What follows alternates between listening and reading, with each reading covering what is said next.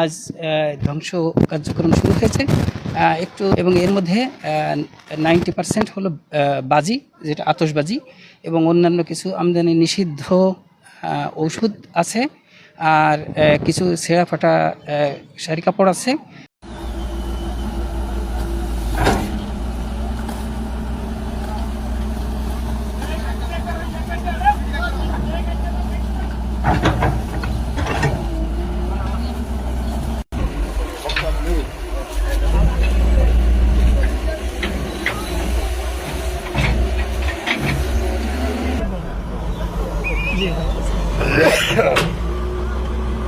আচ্ছা আচ্ছা, আমি আমাকে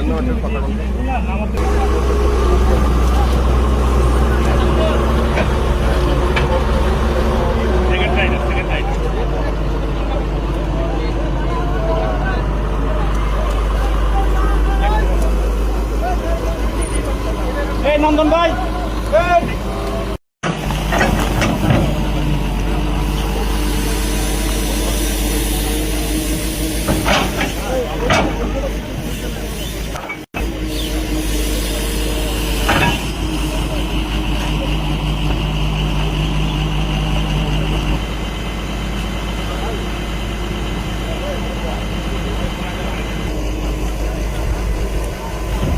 বলুন বাবা, সামনে চেয়ার দিবেন।